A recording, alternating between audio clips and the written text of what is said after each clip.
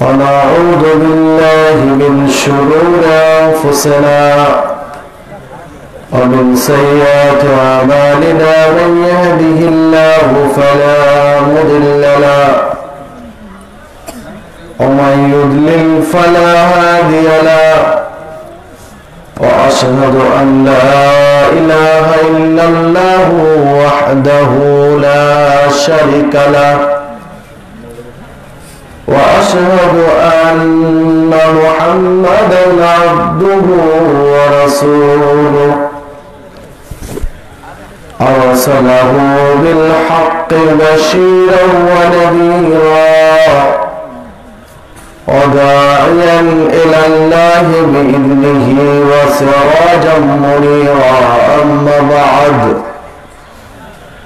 فإن خير الحديث كتاب الله وخير الهدي هدي محمد صلى الله عليه وسلم وشر الأمور محدثاتها وكل محدثة بدعة وكل بدعة ضلالة وكل ضلالة في النار. أعوذ بالله من الشيطان الرجيم. وقالوا سمعنا وأطعنا غفرانك ربنا وإليك المصير. وقال الله تعالى في موضع آخر يا أيها الذين آمنوا أطيعوا الله وأطيعوا الرسول ولا تبطلوا أعمالكم. وقال الله تعالى في موضع آخر ما آتاكم الرسول فخذوه وما نهاكم عنه فانتهوا واتقوا الله إن الله شديد العقاب. عن أبي هريرة رضي الله عنه قال أن عربيا أتى النبي صلى الله عليه وسلم فقال دلني على عمل إذا عملته دخلت الجنة. قال تعبد الله لا تشرك به شيئا وتقيم الصلاة المكتوبة وتؤدي زكاة المفروضة وتصوم رمضان. قال والذي نفسي بيده لا أزيد على هذا. فلما ولى قال النبي صلى الله عليه وسلم من سره أن ينظر إلى رجل من أهل الجنة فلينظر إلى هذا. رواه البخاري ومسلم.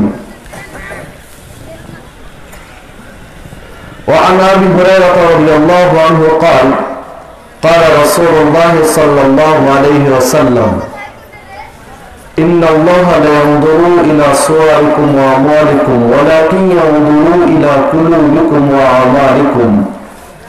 রাওয়াহু মুসলিম। দিনাজপুর জেলার অন্তর্গত নবাবগঞ্জ থানাধীন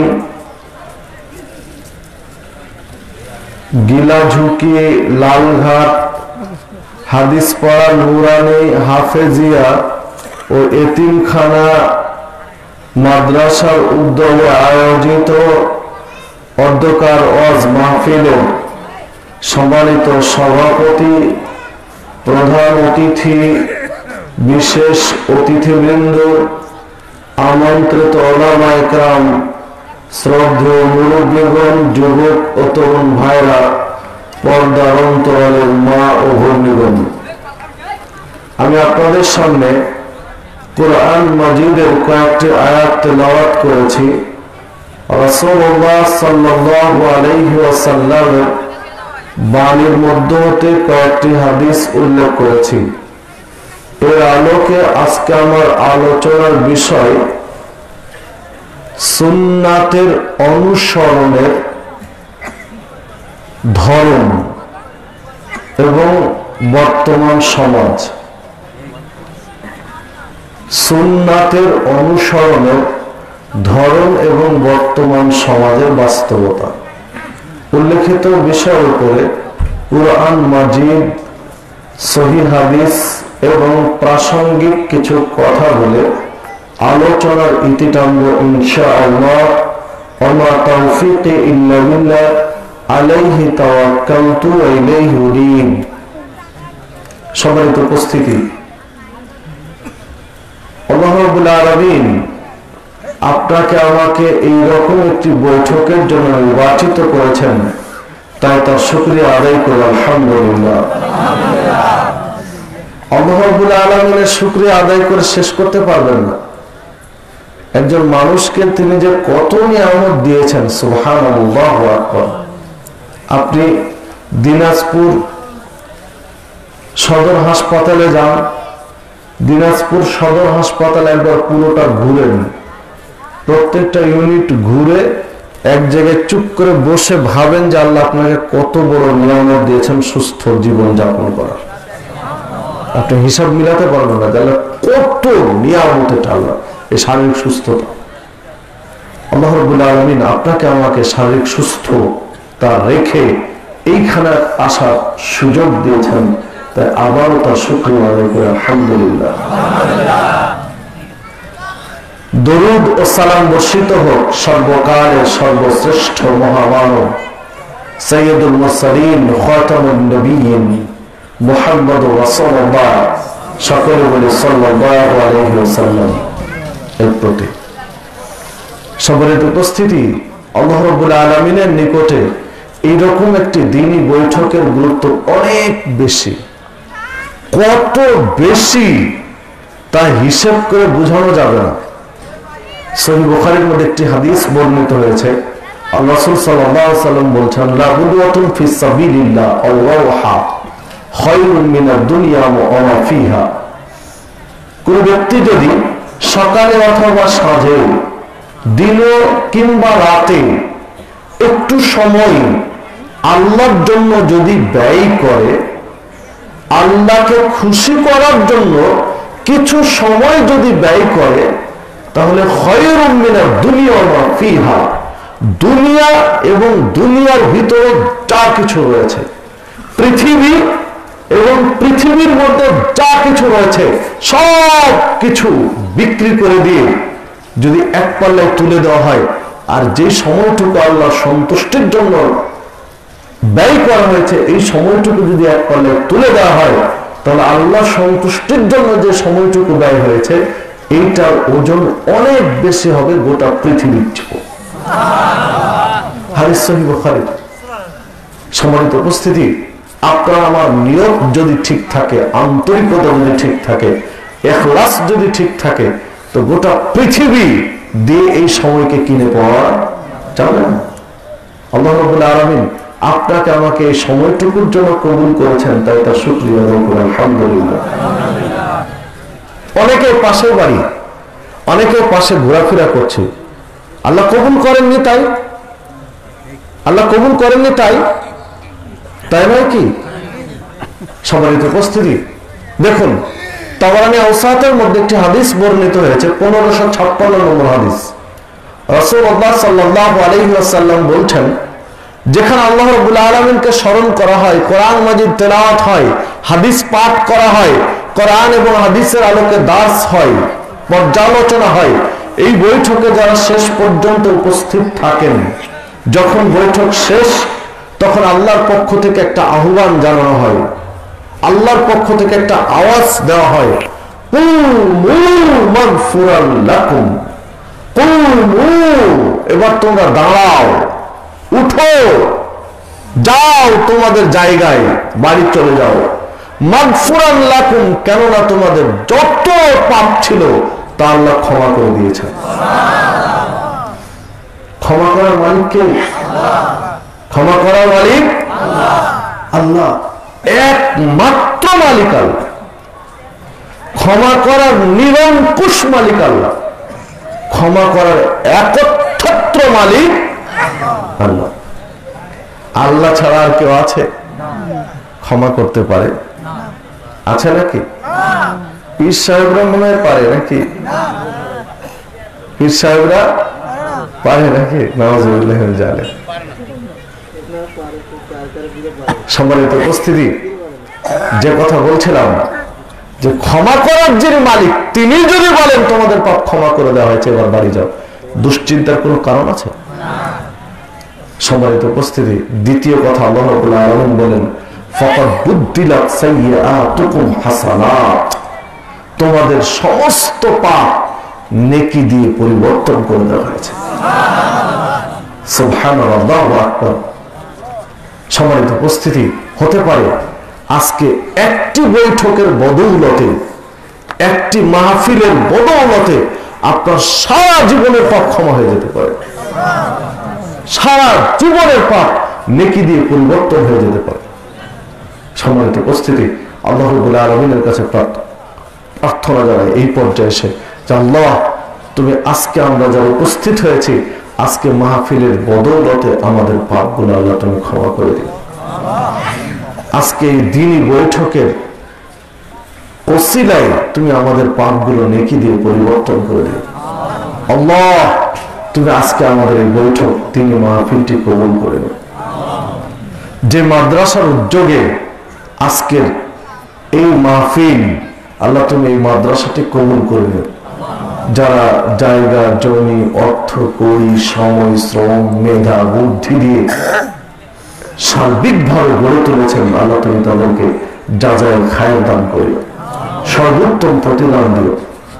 পাশাপাশি আন্তরিকভাবে আলোচনার শুরুতে দোয়া করছি, আজকে যিনি এখানে আসার কথা ছিল, আপনাদের কাছে প্রধান মেহমান হিসেবে আলোচনা করার কথা ছিল, সেটা আপনাদের পরিচিত শেখ মুফতি মীর মুয়াজ্জেম হোসেন সাইফি, তার আসার কথা ছিল, তাই নাকি? 14 তারিখ ময়মনসিংহ মুক্তাগাছায় প্রোগ্রাম করে ফেরার পর থেকে তিনি নিখোঁজ। জানি না কোথায় কি অবস্থায় রয়েছেন। তো এই বৈঠক থেকে আল্লাহ রাব্বুল আলামিনের কাছে প্রার্থনা জানাই, আল্লাহ তুমি তাকে হেফাজত করে তার পরিবারের কাছে পৌঁছে দেওয়ার ব্যবস্থা করো। আল্লাহ তুমি তাকে যে কোনো ধরনের বিপদ থেকে, যে কোনো প্রকারের বিপদ থেকে তুমি রক্ষা করো। ষড়যন্ত্রকারীদের ষড়যন্ত্রের কবল বা ষড়যন্ত্রের জাল ছিন্ন করে তুমি তোমার নিরাপত্তা দিয়ে তার পরিবারের কাছে তাকে পৌঁছে দেওয়ার রাস্তা তুমি বের করে দাও, আল্লাহর কাছে প্রার্থনা জানাই। আমারও ব্যক্তিগতভাবে আজকে অন্য জায়গায় মাহফিল ছিল, আল্লাহ রাব্বুল আলামিন সেটি চাননি, হয়তোবা আপনাদের কাছে নিয়ে আসবেন, এই জন্য সেই মাহফিল আজকে হয়নি, সঙ্গত কারণে ক্যান্সেল হয়েছে। ফলে আপনাদের এখানেও ভাইয়েরা পিড়াপিড়ি করলেন, যেহেতু একটা বিপদ আপনাদের কাছে চলে এসেছে। তো যাই হোক, আল্লাহর কাছে প্রার্থনা করি যে মুয়াজ্জেম হোসেন সাইফি ভাই যে বিপদের মধ্যে রয়েছেন, আল্লাহ বিপদ, সকল বিপদকে কাটিয়ে তার স্বাভাবিক জীবন যাপনে আসার সুযোগ করে দিন।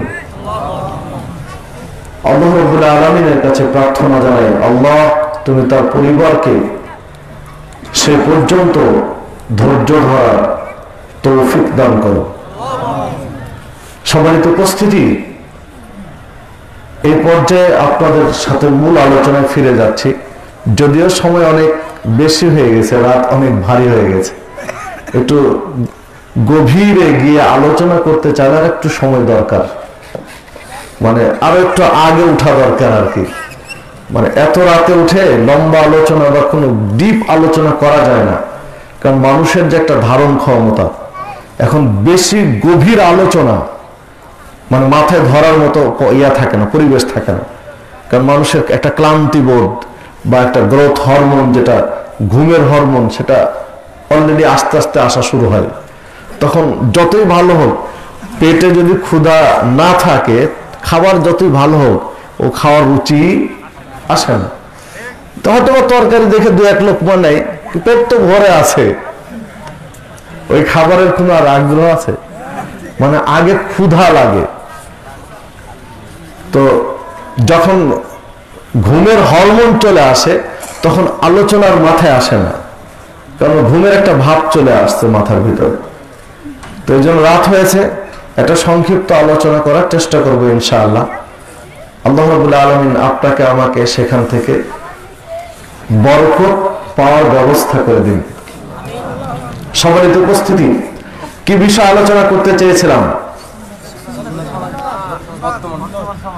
সুন্নাতের অনুসরণের ধরন এবং বর্তমান সমাজের বাস্তবতা। মানে সুন্নাত তো অনুসরণ করি আমরা, তাই না? তাহলে ধরনটা কেমন হওয়া দরকার, কিভাবে সুন্নাতের অনুসরণ করা দরকার, এটা গুরুত্বপূর্ণ বিষয়। একটু মনোযোগ দিয়ে খেয়াল করার জন্য আপনাদেরকে আহ্বান জানাচ্ছি। আর আল্লাহ যে ডাক দেন যে তোমরা উঠো, তোমাদেরকে ক্ষমা করে দেওয়া হয়েছে, এটা কখন বলেন আল্লাহ রাব্বুল আলামিন? যখন আলোচনা শেষ। তো শেষ হওয়ার আগে কে কে উঠবেন একটু হাত তুলেন।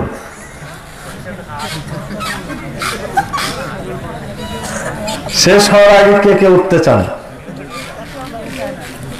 না, সমস্যা নাই, আপনাকে জোর করে রাখবো না। তাহলে মানে সে অনুযায়ী আমি আলোচনা শুরু করবো গুছিয়ে। তাহলে থাকবেন তো সবাই ইনশাআল্লাহ। আল্লাহ রাব্বুল আলামিন কথা রক্ষা করার তৌফিক দান করুন। সম্মানিত উপস্থিতি, চলুন কোরআন মাজিদে আল্লাহ রাব্বুল আলামিন সূরা আনাম 115 নম্বর আয়াতে উল্লেখ করেছেন, ওয়াতাম্মাত কালিমাতু রাব্বিকা সিদকান ওয়া আদলা লা মুবাদদিলা লিকালিমাতিহি ওয়া হুয়াস সামিউল আলিম। ওয়াতাম্মাত কালিমাতু রাব্বিক, আপনার প্রভুর এই কালিমা, আপনার প্রভুর এই বাক্য, আপনার প্রভুর এই শরীয়ত, আপনার প্রভুর এই বিধান তাম্মাত পরিপূর্ণ। কি দিয়ে পরিপূর্ণ? সিদকান ওয়া আদলা, সততা দিয়ে, ন্যায় নিষ্ঠা দিয়ে, কল্যাণ দিয়ে, মানব জাতির জন্য যা কিছু কল্যাণকর তাই দিয়ে এই বিধান পরিপূর্ণ। লা মুবাদদিলা লিকালিমাতিহি, পৃথিবীর কারো সাধ্য নেই এই শরীয়তকে চেঞ্জ করতে পারে, এই কালিমাকে পরিবর্তন করতে পারে।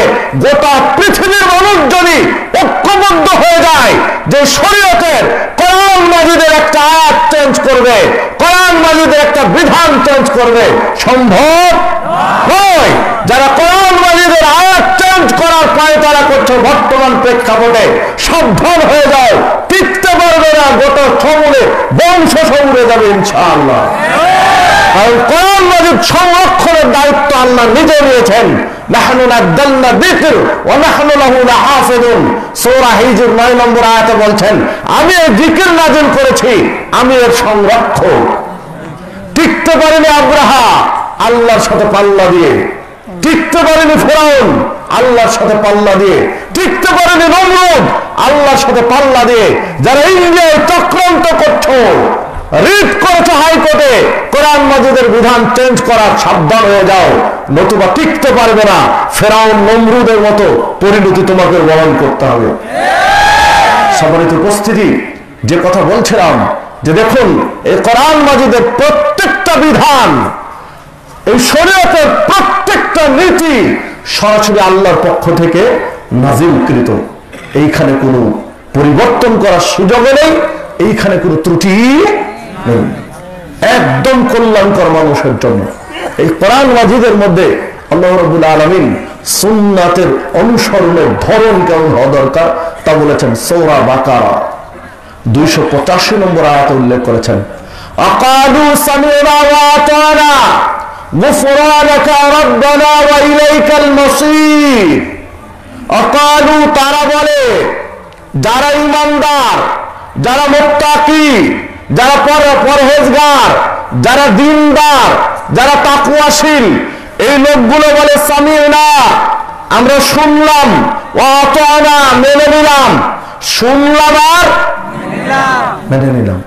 প্রকৃত মুসলিমের বাচন ভঙ্গি হয়, প্রকৃত মুসলিমের কথা হয়, প্রকৃত মুসলিমের চিন্তাধারা হয় সামি'না ওয়া আতানা, শুনলাম আর মেনে নিলাম। সুন্নাতের অনুসরণ এইভাবে করতে হবে, যা শুনবো তাই মেনে নিতে হবে। কোরআনে এবং সুন্নাহ, কোরআন এবং হাদিস দিয়ে যদি সুন্নাত প্রমাণিত হয়ে যায়, শরীয়তের একটা বিধান প্রমাণিত হয়, তো দ্বিতীয় কোন কথা বলার সুযোগ কারো নেই। যা শুনবো তাই মেনে নিতে হবে। আপনি দলিল খুঁজছেন, আপনার প্রমাণ প্রয়োজন, চলেন কয়টা প্রমাণ আপনি নেবেন যে সাহাবীরা শুনেছেন আর মেনে নিয়েছেন, দ্বিতীয় কোন বাক্য ব্যয় করেন।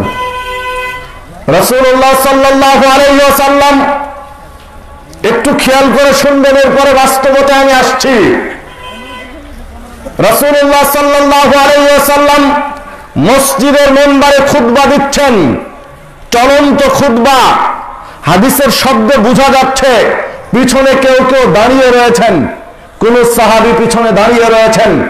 রাসূলুল্লাহ সাল্লাল্লাহু আলাইহি ওয়াসাল্লাম খুতবা চলন্ত অবস্থায় দাঁড়ানো লোকগুলোকে কেন্দ্র করে বললেন, ইজলিসু, তোমরা বসো। কাদেরকে বললেন এটা? যারা দাঁড়িয়েছিলেন। ইজলিসু, তোমরা বসে যাও। যখন এই কথা বলছেন, ইজলিসু, তোমরা বসো, ঠিক ওই মুহূর্তে আব্দুল্লাহ ইবনে মাসউদ রাদিয়াল্লাহু আনহু মসজিদে প্রবেশ করছেন। তিনি কেবল মসজিদে ঢুকছেন, এক পা ভিতরে দিয়েছেন মসজিদের, আর এক পা বাহিরে আছে মসজিদের। দরজার ভিতরে এক পা, দরজার বাহিরে এক পা, মসজিদের ভিতরে এক পা, মসজিদের বাহিরে এক পা। তাহলে বডি কোথায় আছে? দেহ দরজার উপরে, আলা বাবিহি, দরজার মাঝখানে তার শরীর। এই অবস্থায় কানে আওয়াজ গেল, মুহাম্মদুর রাসূলুল্লাহ সাল্লাল্লাহু আলাইহি ওয়াসাল্লাম মিম্বার থেকে ডাক দিয়েছেন, ইজলিসু, তোমরা বসো। আব্দুল্লাহ ইবনে মাসউদ রাদিয়াল্লাহু আনহু দেখছেন পিছনের পা ভিতরে নিয়ে, মসজিদের ভিতরে নিয়ে যদি বসি, তাহলে মুহাম্মদ সাল্লাল্লাহু আলাইহি ওয়াসাল্লামের কথা শুনতে দেরি হয়ে যাবে, তার নির্দেশ মেনে নিতে দেরি হয়ে যাবে, তার নির্দেশ মানতে দেরি হওয়ার কোন সুযোগ নেই। আল্লাহ বলেছেন, সামি'না ওয়া আতা'না। মুমিনদের সুন্নাতের অনুসরণের ধরন হবে শুনলাম আর মানলাম। আমি শুনলাম যে বসো, দেরি করার সুযোগ নেই, বিধায় তিনি দরজার উপরে বসে গেলেন, এক পা বাহিরে এক পা ভিতরে, এক পা বাহিরে আছে এক পা ভিতরে, দরজার উপরে তিনি বসে পড়লেন। আল্লাহ রাসূল সাল্লাল্লাহু আলাইহি ওয়াসাল্লাম মিম্বার থেকে দৃশ্য দেখে বলছেন, তাল ইয়া আব্দুল্লাহ ইবনে মাসউদ, আব্দুল্লাহ ইবনে মাসউদ, তুমি ভিতরে আসো, তোমাকে বলিনি দরজায় বসতে, যারা দাঁড়িয়ে ছিল তাদের বসে। সম্মানিত উপস্থিতি, হাদিস পাবেন আবু দাউদের মধ্যে, আবু দাউদের 650 নম্বর হাদিস, এবং হাদিস সহিহ। আপনি একটু চিন্তা করেন তো, শুধু গল্প নয়, আপনাকে যে কথাগুলো বলছে সুন্নাতের অনুসরণের ধরন, একটু চিন্তার জগতে চলেন প্রত্যেকে, একটু ভাবেন তো, বাহিরের পা ভিতরে নিতে কয় সেকেন্ড সময় লাগতো? 1-2 সেকেন্ড, তার চেয়ে বেশি।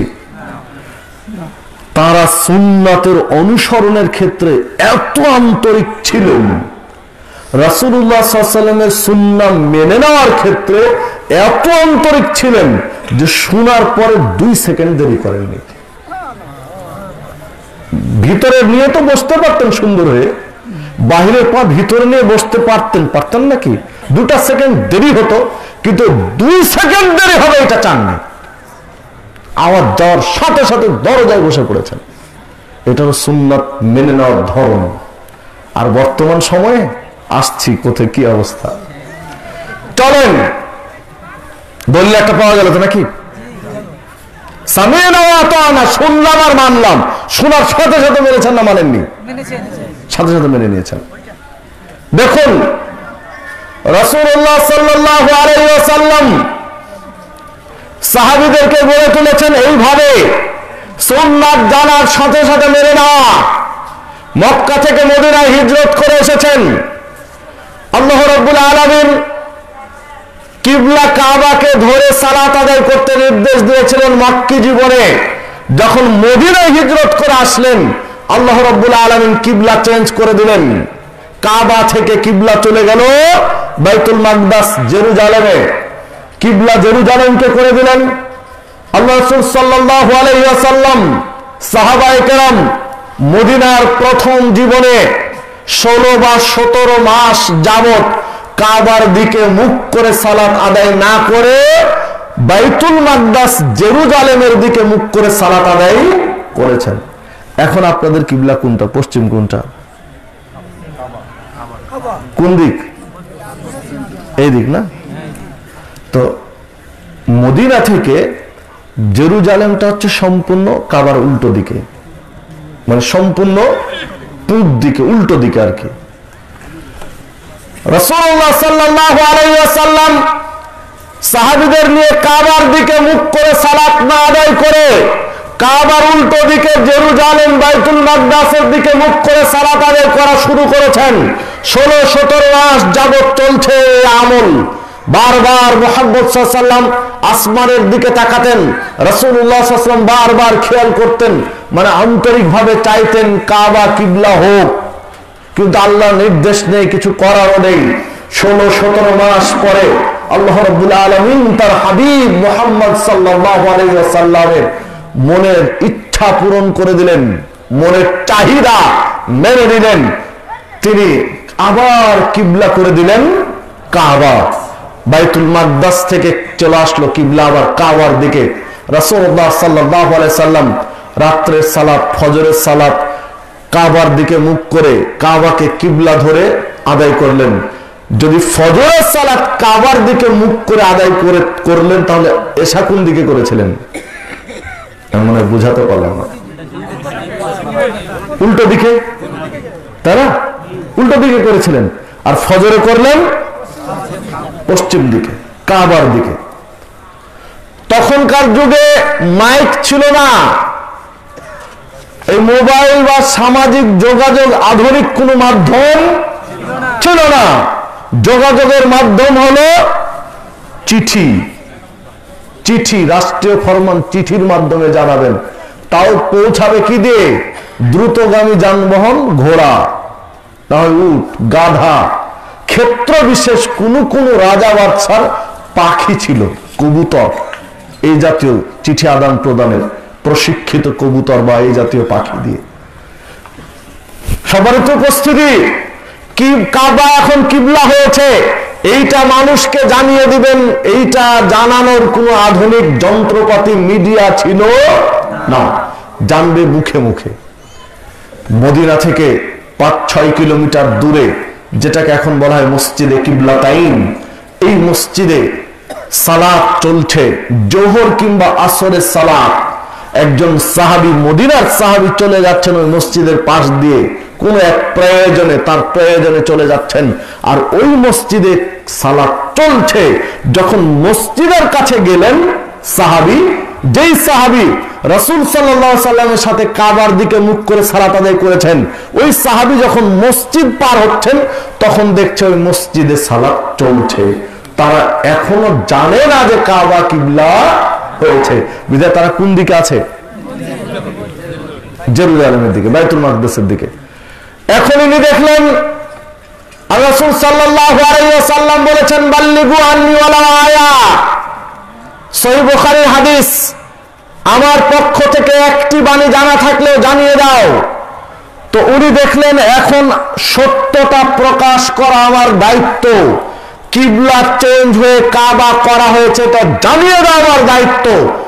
উনিও ভাবলেন যে যদি সালাত শেষ হওয়া পর্যন্ত আমি দেরি করি, যে সালাত শেষ হলে সকলকে মিলে দুটা কথা বলে আমি বলবো যে কিবলা চেঞ্জ হয়ে কাবা হয়েছে, তাহলে রাসূল সাল্লাল্লাহু আলাইহি ওয়াসাল্লামের বাণী পৌঁছাতে দেরি হয়ে যাবে।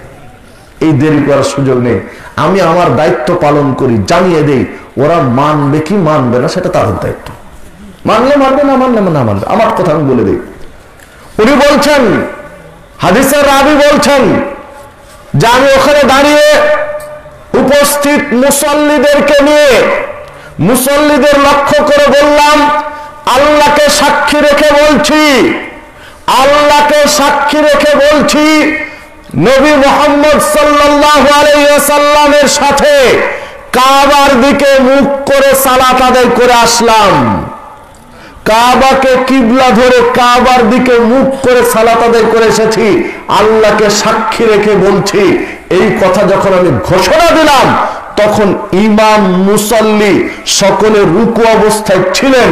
আমার কথা শেষ হওয়ার সাথে সাথে ইমাম মুসল্লি রুকু অবস্থাতেই ওই দিক থেকে ঘুরে গেলেন কাবার দিকে। সুবহানাল্লাহ, আল্লাহু আকবার। সহিহ বুখারীর মধ্যে হাদিস পাবেন, 99 নম্বর হাদিস সহিহ বুখারীর, বিস্তারিত এসেছে সহিহ বুখারীতে 300 নম্বর হাদিস সহিহ বুখারীর।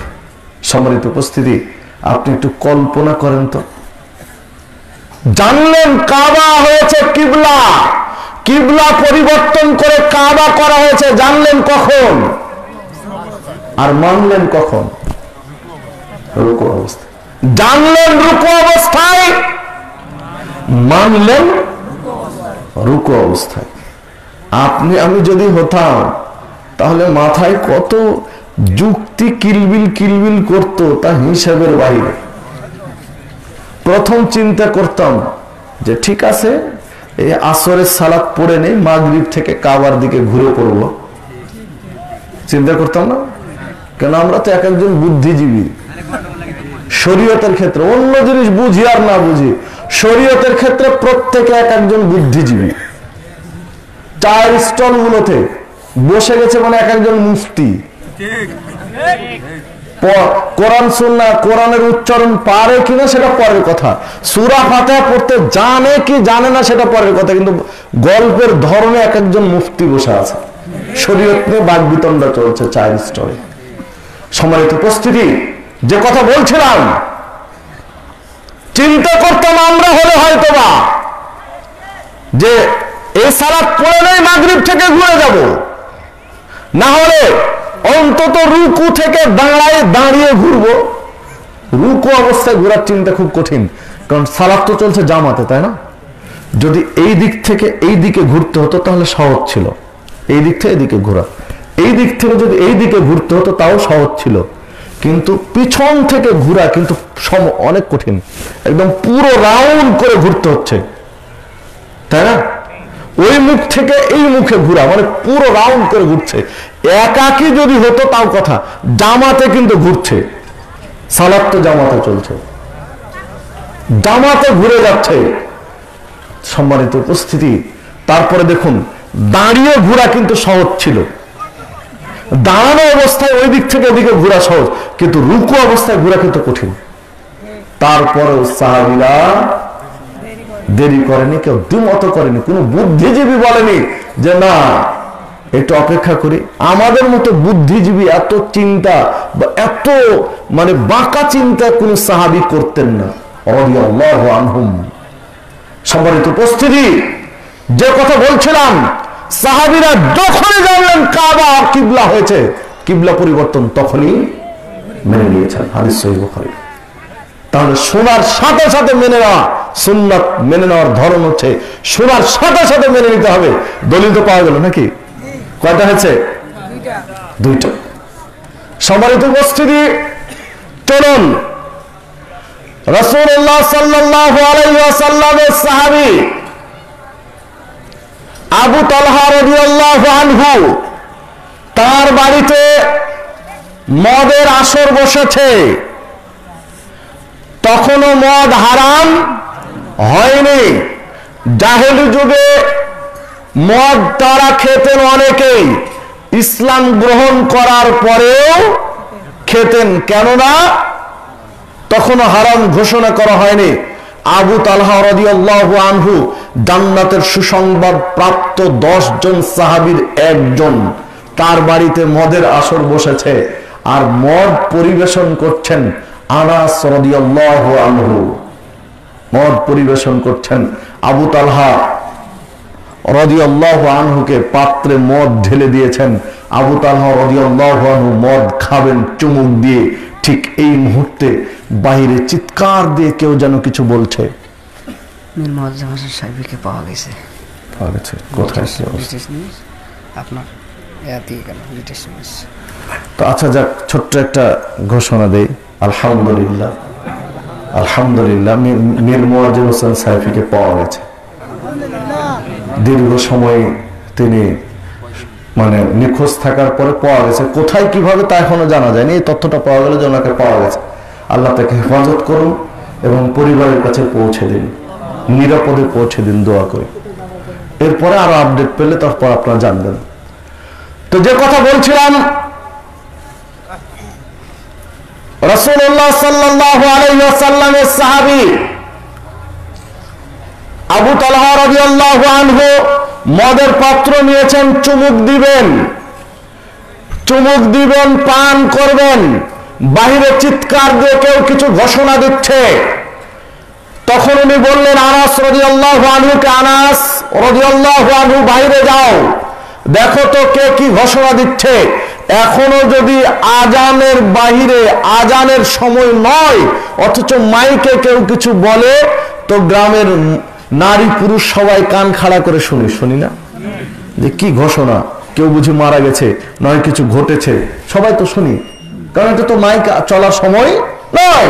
তো তখন তো মাইক ছিল না, বাহিরে চিৎকার দিয়ে কেউ কিছু বললে সকলে শুনতেন কান খাড়া করে, যে কোনো হয়তো বা দুর্ঘটনা বা কোনো সংবাদ জানা দরকার। তো ঠিক এই ধরনের ঘটনা তখন ঘটেছে। আনাস রাদিয়াল্লাহু আনহু দৌড় দিয়ে বাহিরে আসলেন। আনাস রাদিয়াল্লাহু আনহু শুনলেন, শুনে দৌড় দিয়ে আবার ভিতরে গেলেন। ভিতরে গিয়ে আবু তালহা রাদিয়াল্লাহু আনহুকে বলছেন, আল্লাহ রাব্বুল আলামিন কোরআন মাজিদের আয়াত নাজিল করেছেন, সূরা মায়েদার 90 নম্বর আয়াত তখন নাজিল হয়েছে, ইয়া আইয়ুহাল্লাযীনা আমানু, হে ঈমানদারগণ, ইন্নামাল খামরু ওয়াল মাইসিরু ওয়াল আনসাবু ওয়াল আজলামু রিজসুম মিন আমালিশ শায়তান ফাজতানিবুহু লাআল্লাকুম তুফলিহুন। হে ঈমানদারগণ, হে মুমিনগণ, নিশ্চয় মদ, জুয়া, ভাগ্য নির্ধারণের তীরসমূহ, মূর্তি পূজা করা, রিজসুম মিন আমালিশ শায়তান, শয়তানের অপবিত্র কাজ, ফাজতানিবুহু, অতএব তোমরা এটা থেকে বেঁচে থাকো, লাআল্লাকুম তুফলিহুন, অবশ্যই সফল কাম হবে। কোরআন মাজিদের আয়াত নাজিল হয়ে গেছে। আল্লাহ রাব্বুল আলামিন মদ নিষেধ করে দিয়েছেন, নেশা জাতীয় দ্রব্যকে নাকচ করে দিয়েছেন, হারাম করে দিয়েছেন। রাসূলুল্লাহ সাল্লাল্লাহু আলাইহি ওয়াসাল্লাম সাহাবীকে ঘোষণা দেওয়ার জন্য মদিনার অলিতে গলিতে পাঠিয়ে দিয়েছেন যে এখন থেকে মদ হারাম, আর খাওয়া যাবে না, ঘোষণা দিচ্ছেন। আবু তালহা রাদিয়াল্লাহু আনহুকে এই তথ্য যখন দিলেন আনাস রাদিয়াল্লাহু আনহু, তখন আবু তালহা রাদিয়াল্লাহু আনহু মদের পাত্রটা আনাস রাদিয়াল্লাহু আনহুর হাতে দিয়ে বলছেন, যাও রাস্তাতে ফেলে দাও, আর খাওয়া যাবে না। খোলেন সহিহ বুখারীর হাদিস 2855 নম্বর হাদিস, সহিহ বুখারী। ফাজিখ নামের মদ পান করার জন্য নিয়েছিলেন। সম্মানিত উপস্থিতি, যখন জানলেন এটা খাওয়া হারাম, তখন কি করলেন? যখন জানলেন হারাম তখন ফেলে দিলেন। খেয়েছিলেন? বলেছিলেন যে আজকে খেয়ে নে, আর কোনোদিন খাবো না, জীবনের মতো খেয়ে নে, আর খাবো না, বলেছিলেন কি? টাকা দিয়ে কিনেছি, এটা ফেলে দিব, অপচয় হবে, বলেছিলেন? সম্মানিত উপস্থিতি, এখন আপনাকে আমি বলতে চাই, এই সুন্নাত অনুসরণের ধরন আর বাস্তবতা, এই মাহফিলে এখানে যারা এখন আছে সকলেই তো মুসলিম, তো নাকি? অমুসলিম কেউ আছে কি? অমুসলিম থাকলে তার জন্য আলাদা বিধান, কিন্তু মুসলিম যারা এখানে উপস্থিত রয়েছেন, এখন যদি কারো কাছে জর্দার কোটা, গুলের কোটা, জর্দা দিয়ে পান বা গুল অথবা বিড়ি সিগারেটের প্যাকেট, বিড়ি সিগারেট থাকে, ওইটা যদি আপনি বাড়ি পর্যন্ত নিয়ে যান, তাহলে আপনি বক্তব্যের সাথে মুনাফিকি করবেন। এখন ফেলে দিতে হবে, এখন ফেলে দিতে হবে।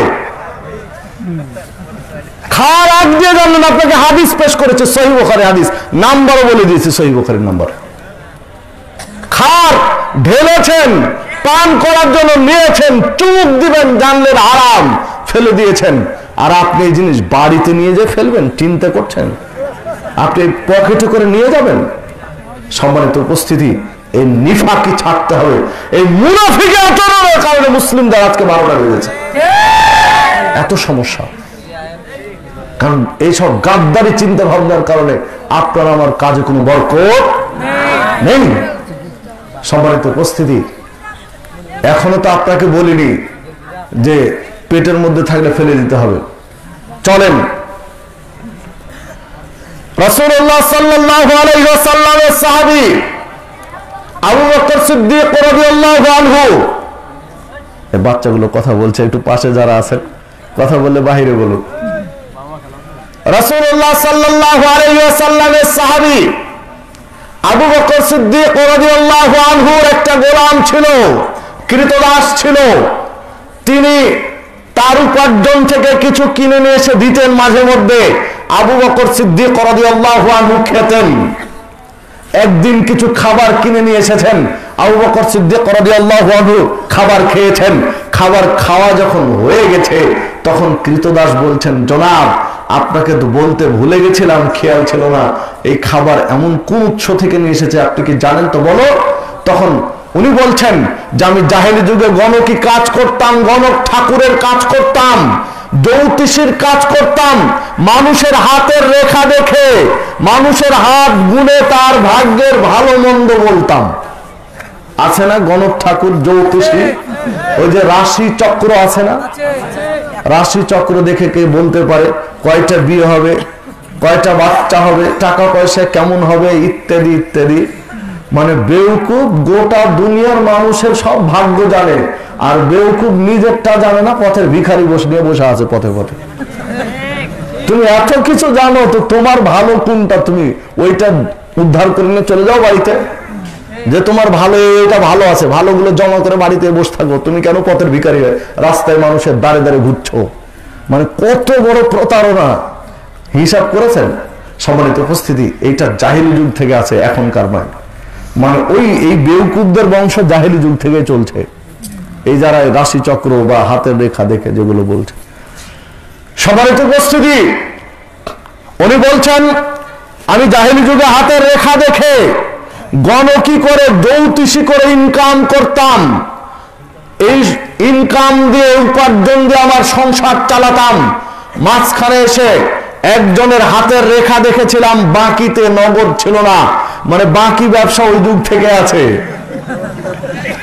বাকি ব্যবসা ওই যুগ থেকে আছে। বাকি চাহিয়া লজ্জা দিবেন না, দোকানে শুধু এটা লেখে লাভ হবে না, কারণ এটা পুরনো ইতিহাস। বাকির নাম ফাঁকি, যা কিছু পাও হাত পেতে নাও ইত্যাদি, এসব লিখে কি করবেন দোকানে? এটা 1000 বছর আগের ইতিহাস, যে বাকির ব্যবসা আগে থেকে আছে। যে কথা বলছিলাম, উনি বলছেন আমি বাকিতে একজনের হাতের রেখা দেখেছিলাম, ভাগ্যের ভালো মন্দ বলেছিলাম, তৎক্ষণাৎ টাকা পয়সা দিনার দিরহাম দিতে পারেনি। এরপরে আমি ইসলামের দাওয়াত পেয়েছি, ইসলাম কবুল করেছি, গ্রহণ করেছি ইসলাম।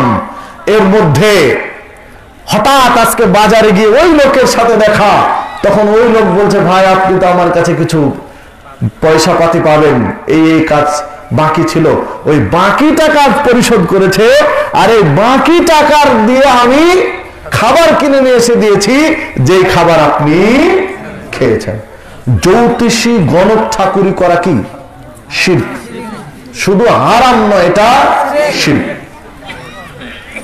আবু বকর সিদ্দিক রাদিয়াল্লাহু আনহু কথা শুনলেন, আয়েশা সিদ্দিকা রাদিয়াল্লাহু আনহা দাঁড়িয়ে দাঁড়িয়ে শুনছিলেন। আয়েশা সিদ্দিকা রাদিয়াল্লাহু আনহা বলছেন আমার পিতা আবু বকর সিদ্দিক রাদিয়াল্লাহু আনহু যখন এই খাবারের উৎস জানতে পারলেন, যখন ঘটনা শুনলেন, তখন হা করে মুখের মধ্যে আঙ্গুল দুইটা ঢুকিয়ে বমি করে ফেলে দিলেন, যে হারাম টাকার কেনা খাদ্য আমার পেটে রাখবো না। বমি করে ফেলে দিলেন। সহিহ বুখারীর 3842 নম্বর হাদিস, সহিহ বুখারীর। যখনই শুনলেন তখনই মেনে নিলেন। শুধু মা মেনেছেন, ধরনটা দেখেন, মানার ধরনটা দেখেন, মাথায় হ্যাং হয়ে যাবে। যুবক তুমি তো মোবাইলে খুব ভালো করে বুঝে হ্যাং হওয়া কি জিনিস, কারণ তুমি পাবজি গেম চালাও, পাবজি গেম খেলো, পাবজি গেম খেলতে খুব পাওয়ারফুল মোবাইল লাগে, যেন তেন মোবাইলে এমনি হ্যাং হয়ে যায়। তুমি পাবজি গেম খেলো, হ্যাং জিনিস বুঝো, মাথায় হ্যাং হয়ে যাবে তুমি এগুলো চিন্তা করলে, যে সুন্নাত কিভাবে মেনেছেন তারা। যে এই হারাম টাকার খাদ্য পেটের মধ্যে রাখবো না, বমি করে ফেলে দিলেন। আমি আপনাকে বলিনি যে যারা জর্দা খেয়ে, গুল খেয়ে, বিড়ি খেয়ে, হারাম খেয়ে, সুদ খেয়ে, ঘুষ খেয়ে যারা মাহফিলে এসেছেন তারা মাঠে গিয়ে কোনায় গিয়ে বমি করে আসেন, এই কথা আমি এখনো বলিনি।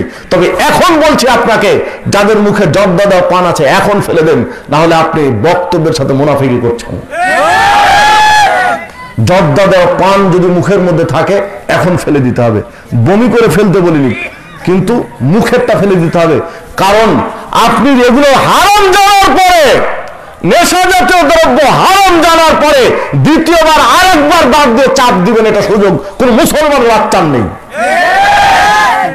কারণ জর্দা খাওয়া হারাম, গুল খাওয়া হারাম, বা বিড়িতে টান দেওয়া হারাম, এটা জানার পরে আবার আর একটা চাপ মারবেন দাঁতের সাথে দাঁত দিয়ে, এই সুযোগ কোন মুসলমানের নেই।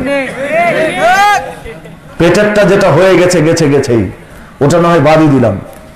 সম্মানিত উপস্থিতি, দেখুন বিড়ি সিগারেট জর্দাগুলো হালাল নাকি মাকরু নাকি মকরু?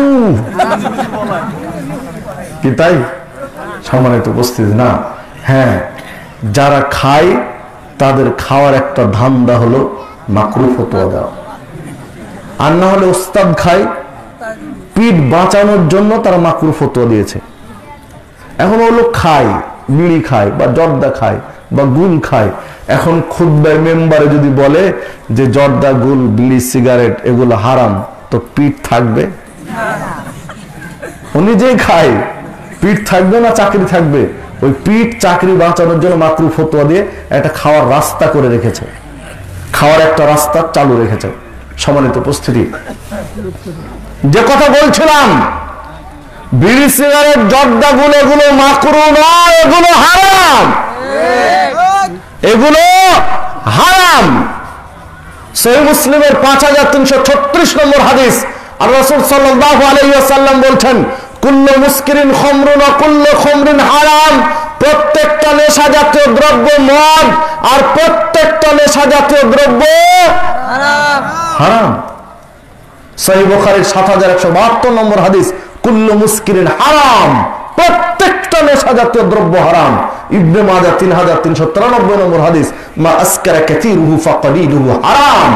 অল্প পরিমাণ, বেশি পরিমাণ খেলে যদি নেশার উদ্রেক হয়, নেশা হয়, তো তার বিন্দু মাত্র খাওয়া হারাম। কত হাদিস আপনি নেবেন? সম্মানিত উপস্থিতি, হ্যাঁ, আপনি যদি বলেন যে না এগুলো হারাম নয়, এগুলো মাকরু, ঠিক আছে, আপনার ফতোয়া আমি মেনে নিলাম। আল্লাহ রাসূল সাল্লাল্লাহু আলাইহি ওয়াসাল্লাম একটা হাদিসে বললেন যে বেশি পরিমাণ খেলে যদি নেশা হয়, তার সামান্য পরিমাণ খাওয়া হারাম। মুড়ি খান তো আপনার নাকি? মুড়ি কিভাবে খায় মানুষ? একটা বাটিতে নেই, তাই না? একটা পাত্রে নেই, পাত্রে নিয়ে মুখ ভরে মুখের মধ্যে দেয়, চাবিয়ে খায়, তাই না? আবার নেয়, চাবিয়ে খায়, আবার নেয়, চিবিয়ে খায়, শেষে এক গ্লাস পানি খায়, তাই না? এগুলো হালাল জিনিস। তো আপনি জর্দা 3-4 কোটা গুলেন, যে জর্দা আপনি খান, হাকিমপুরি খান আর বাবার যেটাই খান না কেন, ওই জর্দা একটা বাটিতে ঢালেন, 3-4 কোটা ঢেলে মুড়ির মতো করে মুঠ ভরে নেন আর চিবিয়ে খান, নেন আর চিবিয়ে খান, নেন আর চিবিয়ে খান, শেষে এক গ্লাস পানি খান। পানি খাওয়ার পরে যদি আপনার মাথা ঠিক থাকে, আপনার মাথায় যদি ক্রিয়া না হয় 3-4 কোটা জর্দা চিবিয়ে খেয়ে, তাহলে এটা হারাম নয়, এটা হালাল।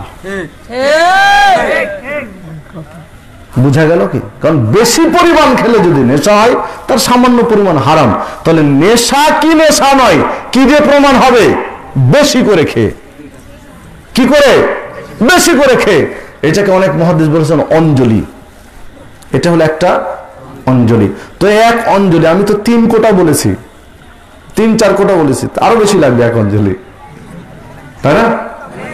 এক অঞ্জলি 3-4 কোটা ঢালেন, চিবিয়ে চিবিয়ে খেয়ে এক গ্লাস পানি খেয়ে যদি দেখেন যে খুঁটিটা আপনার দিকে মনে হচ্ছে উঠে চলে আসছে, খুঁটি কিন্তু উঠে আসবে না, কিন্তু আপনার মাথাটা ওইরকম হয়ে গেছে, তাহলে এটা হারাম, মানে ক্রিয়া শুরু হয়েছে।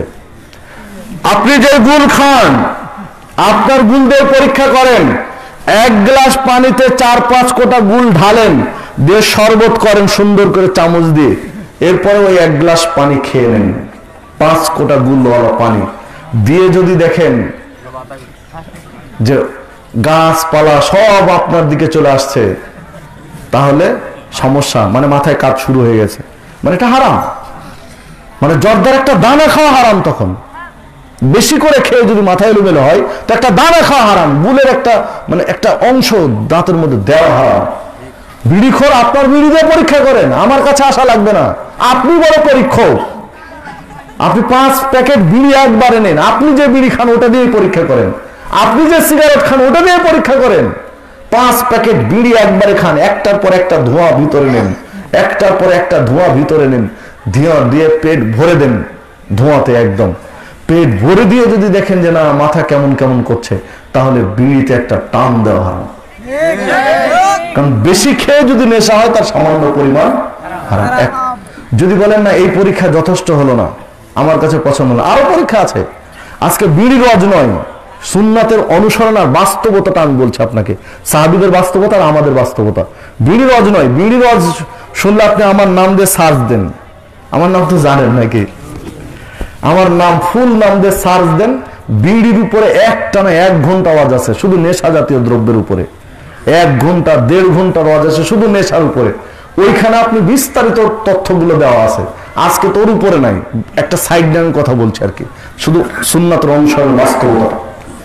তো যে কথা বলছিলাম, যদি আরো পরীক্ষা করতে চান, স্বর্ণ যাচাই করে কোষ্টি পাথর দিয়ে, স্বর্ণ খাডলা না খাঁটি যাচাই হয় কোষ্টি পাথর দিয়ে।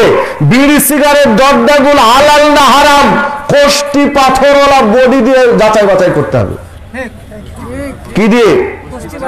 কোষ্টি পাথরওয়ালা বডি আছে পৃথিবীতে, কোষ্টি পাথরওয়ালা বডি। আপনার আমার বডি কোষ্টি পাথরওয়ালা নয়। আপনি আমি ভেজাল খেয়ে খেয়ে খেয়ে হঠাৎ কেউ যদি একটা ভালো খাবার দিয়ে দেয়, পেট নষ্ট। কারণ আপনার আমার পেট ভেজালের সাথে সম্পর্ক। এমনি একটা জোকস, একটা গল্প করছি, ফান একটা গল্প, পত্রিকার। ও সারা জীবন ভেজাল ঘি খাইয়েছে তার কাস্টমারকে, তো একদিন ভেজাল ঘি সংগ্রহ করতে পারেনি, কাস্টমার ঘি চেয়েছে, আজকে ঘি লাগবে, তখন বাধ্য অরিজিনাল ঘি দিয়েছে।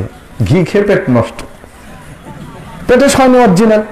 তখন খুব ধমকাইছে যে বেটা তুমি আজকে আমার ভেজাল ঘি দিয়েছো, অন্যদিন তো সমস্যা হয়নি। তখন শেষে কি করবে, স্বীকার করতে বাধ্য হয়েছে আসলে আপনাকে এই জগৎ ভেজালই দিয়েছি, কিন্তু আজকে ভেজাল পাইনি তাই ভালোটা দিতে বাধ্য হয়েছে। তো আপনার আমার বডিটা এরকম, কত রকম। কি খাবেন বলেন তো দেখি? আম খাবেন, ফরমালিন। আপেল কমলা কিছু খাবেন, সব বিষ দিয়ে ভরে আছে। এই যে টমেটো, টমেটো যখন যেগুলো গাছ থেকে এখন শেষ মৌসুমে এসে অরিজিনাল পাওয়া যায়, যখন টমেটো বাস্তবে উঠে তখন কি পরিমাণ ফরমালিন। আপনি একটু যান টমেটোর এলাকাগুলো। এই যে মীর মুয়াজ্জিন হোসেন সাইফি ভাই কালকে যেখান থেকে হারিয়ে গিয়েছিলেন, নিখোঁজ হয়েছিলেন গত রাতের আগের রাত্রে, ওই এলাকায় মধুপুর ভাওয়ালের গড়, মধুপুর জঙ্গলের ভিতরে কলার চাষ হয় প্রচুর। তো একদিন ওই জায়গায় ওই এলাকায় প্রোগ্রামে গিয়ে ঘুরতে গেলাম কলা বাগানে। তো কলার একজন চাষি গল্প করছেন যে এই যে কলা এখন কাটা হচ্ছে, মানে গল্পে গল্পে উনি বলছেন যে কলাগুলো এখন কাটা হচ্ছে, এই কলা ট্রাকে লোড হবে, ট্রাক লোড হয়ে ট্রাকে যখন কলা সাজিয়ে দিলাম তখন আমরা স্প্রে করে দেবো একটা, ঢাকা যেতে যেতে কলা পেকে যাবে। আমি বাস্তব কথা বলছি, ভায়া মিডিয়া কেউ নাই, একদম যে বলেছে তার কথা। যে যে কলা লোড করে দিলাম, ট্রাকে লোড হচ্ছে এখন গাছ থেকে কেটে, এখানে স্প্রে করে দেব, ঢাকা গিয়ে নামাবে কালকে, তখন একদম পাকা কলা নামাবে। কি চমৎকার বুদ্ধি! মানুষকে আল্লাহ বুদ্ধি দিলেন, বিবেক দিলেন, একটু কাজে লাগিয়ে জাতির উন্নতি করবে। এমন উন্নতি করলো যে তোমার বেঁচে থাকার দরকার নেই, খাও আর পটল তোলো। সম্মানিত উপস্থিতি, যে কথা বলছিলাম যে দেখুন এই ভেজাল খেয়ে খেয়ে আপনার আমার শরীর কোষ্টি পাথর নয়। কোষ্টি পাথরওয়ালা শরীর হলো যে শিশু কেবলমাত্র মায়ের দুধ খায়, ও কেবলমাত্র মায়ের দুধ খায়, অন্য খাবার খাওয়া শুরু হয়নি, তার শরীরে ভেজাল। কারণ মায়ের দুধে কোনো ফরমালিন নেই। হ্যাঁ, কেনা দুধ খেলে আবার বিপদ আছে, কেনা দুধে ওখানে আর এক ঝামেলা আছে, কত রকম কোয়ালিটি দুধের। গতকালকে মাহফিল থেকে ফিরছিলাম, মধুর গল্প করলেন। মধু, খাঁটি মধুর কোনো কোয়ালিটি নেই, মধুতে আগুন জ্বালালে আগুন লেগে যাবে খাঁটি মধুতে। তো মধু ব্যবসায়ীর আবার করেছে কি, যে আগুন লাগলে আগুন জ্বলবে, তো যেটা ডুপ্লিকেট মধু ওটা আবার মোম মিশাচ্ছে। মোম, আগুন জ্বালালে মোমে আগুন লাগবে। দেখুন যাবেন কোথায় আপনি। সম্মানিত উপস্থিতি, এটা গতকালকের কথা বলছে, একজন বুদ্ধি দিলেন যে হ্যাঁ এটা মোম মিশাচ্ছে এখন, তাহলে আগুন জ্বালালে মোমটা পুড়বে। অনেক খানি মধু, কিন্তু কি ডুপ্লিকেট, ভেজাল। সম্মানিত উপস্থিতি, যে কথা বলছিলাম, মায়ের দুধ, মায়ের স্তন থেকে যে দুধ বের হয় এতে কোনো ভেজাল নেই। এই শিশু যে খাবার খায় 100% খাঁটি, 100% নির্ভেজাল। এই বডি দিয়ে পরীক্ষা করেন আপনার জর্দাগুলো হালাল না হারাম। যেই পরিমাণ জর্দা একটা পানের মধ্যে দিয়ে আপনি চাবাচ্ছেন, ওই পরিমাণ জর্দা ওই দুধের বাচ্চা, 6 মাসের বাচ্চা, 8 মাসের বাচ্চা, 1 মাস 1 বছরের বাচ্চার মুখে দিয়ে দেন, পানি দিয়ে ওকে গিলিয়ে দেন, দেখেন চোখ মুখ উল্টে দিচ্ছে। মানে এটা হারাম, মানে এটা হারাম। আপনি যেই পরিমাণ গুল আপনার জিহ্বায় লেপে দিচ্ছেন, ওই পরিমাণ গুলো ছোট বাচ্চার মুখে দিয়ে দেন, দেখেন চোখ মুখ উল্টে দিচ্ছে, মানে এটা হারাম। মানে ক্রিয়া প্রতিক্রিয়া শুরু হয়েছে। আপনি যেই পরিমাণ ধোঁয়া একবার টেনে নাক দিয়ে ছাড়ছেন, মুখ দিয়ে ছাড়ছেন, ভিতরে নিচ্ছেন, আপনি ছোট বাচ্চা তো ধোঁয়া টানতে পারবে না বিড়ির, আপনি ধোঁয়া টানেন, ধোঁয়া টানার পরে ওই বাচ্চার মুখ ফাঁক করে মুখের মধ্যে ধোঁয়া দিয়ে দেন, দিয়ে মুখটা চেপে ধরে বলেন বেটা নাক দিয়ে ছাড়ো, দেখেন খবর কোথায় যায় দাঁড়ায়। মানে এগুলো হারাম। সম্মানিত উপস্থিতি, তবে মনে রাখবেন, হিরোইন খেলে যে পরিমাণে পাপ হবে, জর্দানে 1 খিলি পান খেলে সমান পাপ হবে। ফেন্সিডিল খেলে যে পরিমাণে পাপ হবে, বিড়িতে একটা টান দিলে সমান পাপ হবে। বিদেশি মদ খেলে যে পরিমাণে পাপ হবে, গুল একবার দাঁতে মারলে সমান পাপ হবে। কারণ হারামের কোনো কোয়ালিটি হয় না, হারাম ভালো মন্দ হয় না, যেটা ভালো হারাম আর এটা খারাপ হারাম। এরকম হয় কি যে বিড়ি সিগারেট জর্দাগুল ভালো হারাম, আর ইয়াবা হিরোইন ফেন্সিডিল খারাপ হারাম, এরকম কি হারাম হারাম। তো যে কথা বলছিলাম, সুন্নাত আর অনুসরণের ধরন হচ্ছে শোনার সাথে সাথে মেনে না, কিন্তু বাস্তবতা আমাদের মধ্যে নেই। শোনার সাথে সাথে আমরা মানতে পারি না, শোনার সাথে সাথে আমরা মানি না, এক কান্দে শুনে আর এক কান্দে চলে যায়। এমনকি পর্দায় এই দাঁড়িয়েছে, ওয়াজ করতে গিয়ে খাওয়ার পরে বক্তাদেরকে যে আপ্যায়ন করে, সেখানেও জর্দা দিয়ে পান দেয়। ওয়াজ কোথায় করবেন? আমার ক্ষেত্রেও ঘটেছে এমনটা। খেয়ে বসেছি, তখন পানের বাটা, পান, সুপারি, জর্দার কোটা দিয়ে নিয়ে আসছেন, যে আপনার কি লাগে নে, কি আপ্যায়ন। মানে মেহমানদারি কাকে বলে মনে হয় কলিজা দিয়ে দিবে চাইলে। সম্মানিত উপস্থিতি, একটু আক্কেল জ্ঞান থাকা দরকার। সম্মানিত উপস্থিতি, হ্যাঁ, কোন বক্তা কে আপনি পান দিয়েছেন, আর যদি জর্দা চাই, আপনি বলবেন যে হ্যাঁ আপনি খান না, কিন্তু কেউ তো চাই, ওই জন্য আগেই দিয়ে রেখেছে। আপনি বলতে পারেন, আপনার প্রশ্ন আপনার কাছে রেখে গেলাম, যে আপনি শুধু হ্যাঁ পান খান, সমস্যা নেই, আমি নিষেধ করবো না। তো পান দিয়েছেন, সুপারি দিয়েছেন বা মশলাপাতি দিয়েছেন, যদি ওই হুজুর জর্দা চায় আপনার কাছে, যে আমার জর্দা খেয়ে অভ্যাস আছে, আপনি জর্দাটাও নিয়ে আসেন, আর ওই হুজুরকে যদি আপনি স্টেজে তুলেন, তো আপনি ইসলামের সাথে গাদ্দারি করবেন। আপনি তাকে পান দিয়েছেন, আর যদি জর্দা চায়, আর ওই জর্দা চাও হুজুরকে যদি আপনি স্টেজে তুলেন বক্তব্যের জন্য, তা আপনি ইসলামের সাথে গাদ্দারি করেছেন। কেমন আছে আপনাকে এই মাহফিল করতে হবে? আপনি আর ক্ষতি করলেন, সর্বনাশ করে দিলেন। আপনি স্টপ করে দেন, যারা আছে তাকে যে বক্তব্য দিয়ে শেষ করে দেন, ওকে না করে দেন যে মাফ করবেন, আপনাকে চিনতে পারিনি, ভুল হয়ে গেছে, চিনতে পারি না আপনাকে, আপনি যান, ব্যাগ নিয়ে যান, পথ খরচ লাগে দিয়ে দেন পথ খরচ। সম্মানিত উপস্থিতি, দেখুন যে কথা বলছিলাম, সুন্নাত মানতে হবে, মানত হারাম জানার সাথে সাথে আবু তালহা রাদিয়াল্লাহু আনহু ফেলে দিয়েছেন, ওটা আর খাননি, আর আপনি হুজুরকে ডেকে নিয়ে এসে জর্দা খাওয়ায় আপনি স্টেজে তুলে দিবেন? এর নাম ইসলাম, আর এর নাম সুন্নাতের অনুসরণ। আপনি সুন্নাত কি মানবেন? সুন্নাতে তো পোকা মেরে দিল হুজুর। সুন্নাত কি মানার কোনো পরিবেশ রাখলো? ও তো পোকা মেরে দিয়ে গেল আপনার, ও দলিল দিয়ে গেল আরো জর্দা খাওয়া। কথা বলছে আর জর্দা দিয়ে পান চাওয়াচ্ছে, আর জর্দাখোর যারা শ্রোতা, সব জর্দাখোর শ্রোতা মনে করছে যাক একটা দলিল পাওয়া গেল, জর্দা খাওয়া যাবে, ওটা বলা লাগে না। ওটা কি বলা লাগবে? শ্রোতা তো দেখছে যে হুজুর জর্দাতে পান চাওয়াচ্ছে, মানে দলিল পেয়ে গেল। কতজনকে বলবো আরে তোমরা জর্দা খাওয়া হারাম বলো, গতকালকে প্রধান বক্তা দেখলাম জর্দা খেয়ে জর্দাতে পান চাওয়াচ্ছে, রজ করছে। কতজনকে বলবে? মানে আপনি কি সর্বনষ্ট করলেন আপনি চিন্তা করেননি। সম্মানিত উপস্থিতি, একটু খেয়াল রাখবেন, শুধু বক্তার দোষ দিলে হবে না, বক্তার চেয়ে আমরা আমাদের সমস্যা কম নয় যারা দাওয়াত করছে। মাঝে মাঝে ফতোয়া জিজ্ঞাসা করে টাকা দিয়ে কন্টাক্ট করে বক্তব্য দেওয়া যাবে কিনা। তো বক্তা কন্টাক্ট করে বক্তব্য দিচ্ছে, শুধু বক্তার দোষ না আপনারও দোষ আছে। ওই কন্টাক্ট করা বক্তাদেরকে আপনি কেন দাওয়াত দিলেন? ওই সুযোগটা আপনি করে দিয়েছেন। যখন বক্তা দাওয়াত দিয়েছেন আর বক্তা আপনাকে কন্টাক্টের সূত্র দিল 50,000 টাকা দিতে হবে, 40,000 টাকা দিতে হবে, 10,000 টাকা দিতে হবে, কন্টাক্টের প্রস্তাব দিল, তখন আপনি বলেন সালামুল আলাইক, আসসালামু আলাইকুম, রেখে দিলাম, আপনার ওয়াজের আমার দরকার নেই।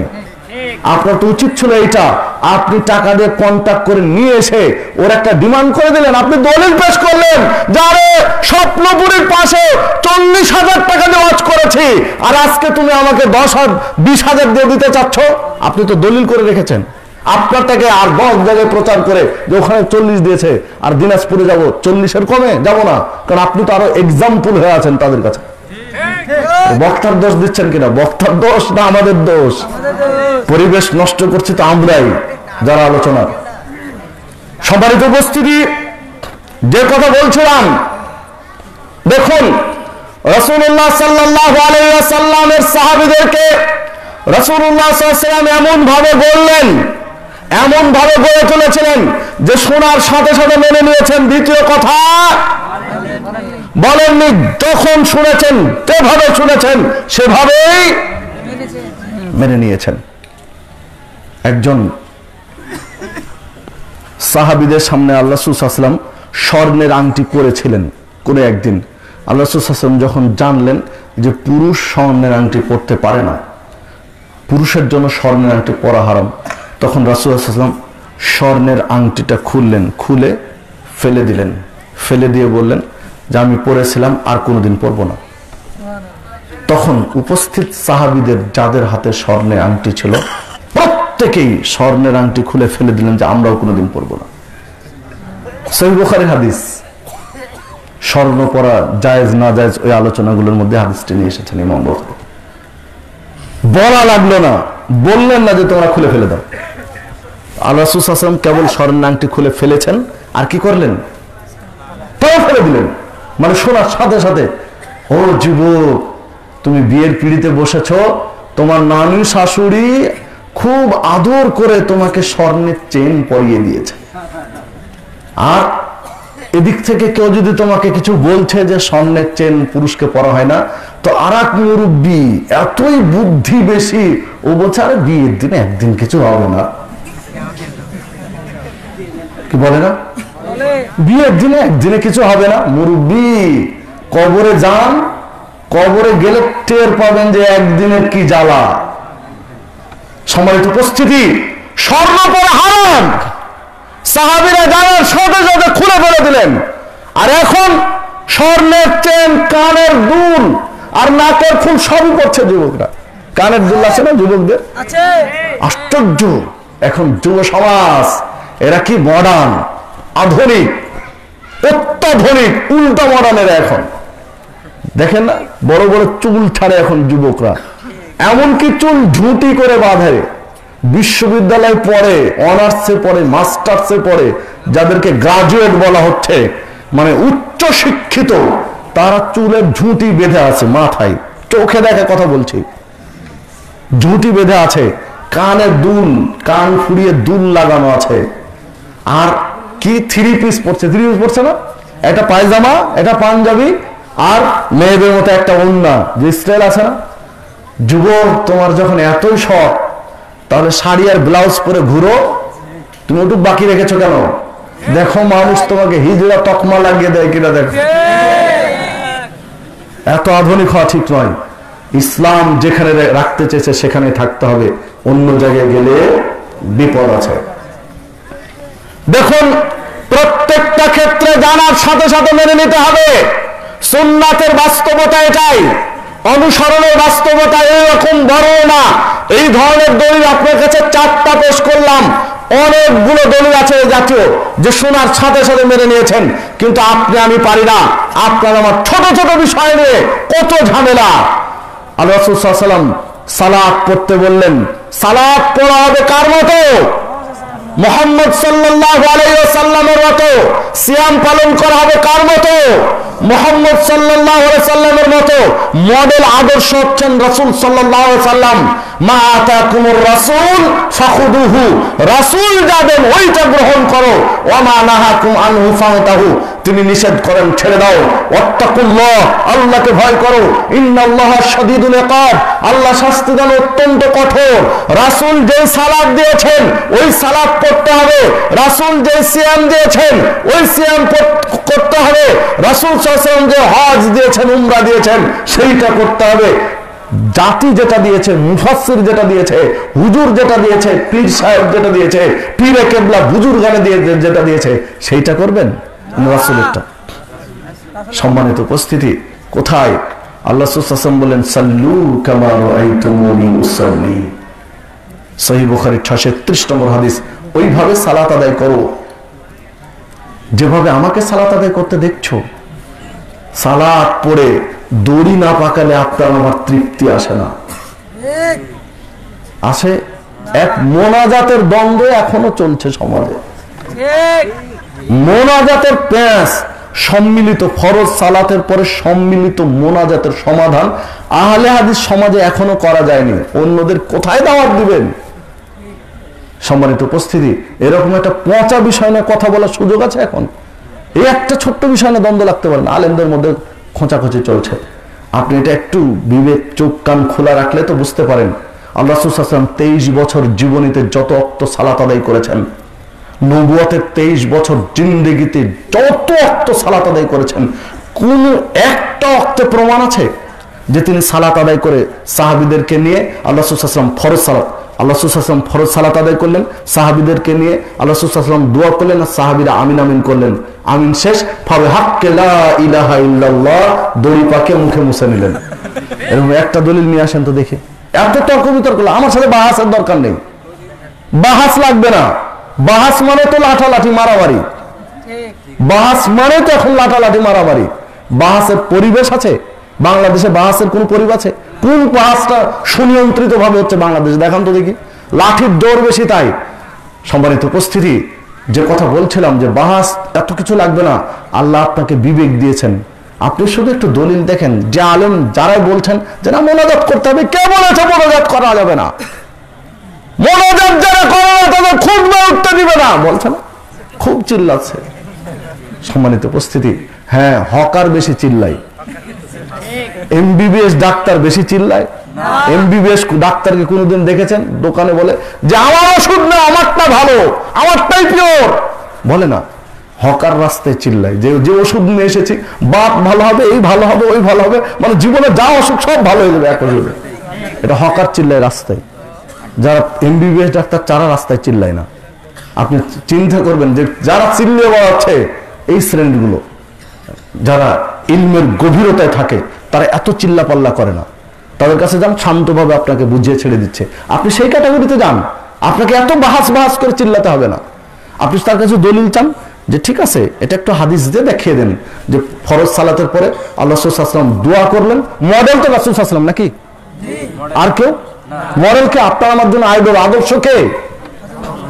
লাকাদ কানা লাকুম ফি রাসূলিল্লাহি উসওয়াতুন হাসানাহ। আল্লাহ রাব্বুল আলামিন সূরা আহজাবের 21 নম্বর আয়াতে বলেছেন যে তোমাদের জন্য আইডল, তোমাদের জন্য আদর্শ, তোমাদের জন্য মডেল মুহাম্মদ সাল্লাল্লাহু আলাইহি ওয়াসাল্লাম। তিনি করেছেন কিনা এই যে দরকার। তিনি করেছেন, আপনি করেন। তিনি করেন, আপনি ছেড়ে দেন। দলিল তো এটাই। তার 23 বছর জিন্দেগিতে আপনি খুঁজেন, তন্ন তন্ন করে খুঁজেন যে কোনো একদিন ফরজ সালাতের পরে তিনি হাত তুলে মোনাজাত করলেন আর সাহাবীরা আমিন আমিন বললেন, শেষে হাত মুছে নিলেন মুখে, শেষ, খালাস। আর এত কিছু লাগবে না, বাহাস তর্ক লাগবে না। আপনি মানা শুরু করে দেন। যদি থাকে আমাদেরকে দিয়েন, আমরাও পুরনো ব্যবসা আবার চালু করবো নতুন করে। সম্মানিত উপস্থিতি, যে কথা বলছিলাম, দেখুন সুন্নাত অনুসরণ করতে হবে। বাস্তবতা কোথায় গিয়ে দাঁড়িয়েছে, কত দূরে চলে গেছে। শুধু ফরজ সালাতের পরে না, যত সালাত আছে ফরজের পরে বলেন, জানাজার পরে বলেন, ঈদের পরে বলেন, বিবাহের পরে বলেন, প্রত্যেকটা ক্ষেত্রে একই নেই। হ্যাঁ, সম্মিলিত মোনাজাতের বৈধতা আছে। সালাতে ইস্তিসকা, বৃষ্টি প্রার্থনা আল্লাহ রাসূল সাল্লাল্লাহু আলাইহি ওয়াসাল্লাম করেছেন, দলিল আছে ওখানে, সহিহ বুখারী হাদিস, যেখানে করেছেন তার দলিল আছে। বৃষ্টি বন্ধ, অনেক বৃষ্টি হচ্ছে, তলিয়ে যাচ্ছে, ডুবে যাচ্ছে, বন্যায় শেষ হয়ে যাচ্ছে, হাত তুলে মোনাজাত করেছেন সাহাবীদেরকে নিয়ে, করেন, সমস্যা নেই। তারপরে কুনুতে নাজিলা, কুনুতে নাজিলা মানে মুসলিম বিশ্বে কোনো আক্রান্ত হয়েছে, কোনো সমস্যা হয়েছে, ফরজ সালাতের শেষ রাকাতে, ফরজ সালাতে, সালাতের ভিতর কিন্তু এটা ফরজ সালাতে শেষ রাকাতে রুকু থেকে উঠে হাত তুলে মোনাজাত করা, অন্যরা আমিন আমিন বলবে, কুনুতে নাজিলা। এরপর কুনুতে রাতিবা, বিতরের সালাতের কুনুত, যেটা আমরা রমাজানে করে থাকি, এই জায়গাগুলোতে তিনি হাত তুলে মোনাজাত করেছেন, করেন, কোনো নিষেধ নেই। কিন্তু যেখানে করেননি ওখানে টানা পড়ানোর কোনো সুযোগ নেই। সুন্নাতের অনুসরণের ধরন হবে শোনার পরে মেনে নাও, প্যাঁচ লাগানো না। এরপরে যদি দেখেন অনুসরণ আইডল আদর্শ হবে কে? মুহাম্মদ সাল্লাল্লাহু আলাইহি ওয়াসাল্লাম। দেখুন দারুল 435 নম্বর হাদিস, মেশকাতের 525 নম্বর হাদিস, আল্লাহ রাসূল সাল্লাল্লাহু আলাইহি ওয়াসাল্লাম বসে আছেন, পাশে ওমর রাদিয়াল্লাহু আনহু তাওরাতের কপি নিয়ে পড়ছেন, তাওরাতের কপি মনোযোগ দিয়ে পড়ছেন। আল্লাহ রাসূল সাল্লাল্লাহু আলাইহি ওয়াসাল্লাম পছন্দ করলেন না। আবু বকর সিদ্দিক রাদিয়াল্লাহু আনহু বুঝতে পেরেছেন যে ওমর রাদিয়াল্লাহু আনহু তাওরাত পড়া রাসূলের পছন্দ নয়। ওমর রাদিয়াল্লাহু আনহুকে আবু বকর সিদ্দিক রাদিয়াল্লাহু আনহু বলছেন, ওই হাক এ ওমর, ওমর তোমার ধ্বংস, তুমি তাওরাত পড়ছো, দেখেছো রাসূল সাল্লাল্লাহু আলাইহি ওয়াসাল্লামের চেহারার দিকে, রাসূল সাল্লাল্লাহু আলাইহি ওয়াসাল্লামের চেহারার দিকে দেখে ওমর বলতে থাকলেন, রাদিতু বিল্লাহি রাব্বান ওয়া বিল ইসলামি দীনান ওয়া বিমুহাম্মাদিন নাবিয়্যা, আল্লাহকে রব হিসেবে পেয়ে সন্তুষ্ট হয়েছে, মুহাম্মদ সাল্লাল্লাহু আলাইহি ওয়াসাল্লামকে নবী হিসেবে পেয়ে সন্তুষ্ট হয়েছে, ইসলামকে দ্বীন হিসেবে পেয়ে সন্তুষ্ট হয়েছে। বলতে বলতে বলতে বলতে যখন স্বাভাবিক হলেন, আল্লাহ রাসূল সাল্লাল্লাহু আলাইহি ওয়াসাল্লামের রাগ দূর হলো, তখন বলছেন, ওয়াল্লাযী নাফসি বিয়াদিহি ওয়াল্লাযী নাফসু মুহাম্মাদিন বিয়াদিহি, মুহাম্মদ সাল্লাল্লাহু আলাইহি ওয়াসাল্লামের আত্মা যার হাতের মুঠোয়, তার শপথ করে বলছি, লাউ বাদা লাকুম মূসা ফাত্তাবাতুমুহু ওয়া তারাকতুমুনি লাদালালতুম আন সাওয়াইস সাবিল, তোমরা আমার সাথে আন্তরিকতার সাথে তাওরাত প্রচার রাখো। তাওরাত, তাওরাত তো দূরের কথা, তাওরাত যার উপরে নাযিল হয়েছে মুসা আলাইহিস সালাম, আজকে যদি মুসা আলাইহিস সালাম সমাজে প্রকাশিত হন আর তোমরা আমাকে ছেড়ে দিয়ে তুমি সিনিয়র নবী তার অনুসরণ করা শুরু করো, লাদালালতুম আন সাওয়াইস সাবিল, তাহলে তোমরা জান্নাতের পথ থেকে জাহান্নামের পথে চলে যাবে। কার অনুসরণ করলে? কাকে বাদ দিয়ে?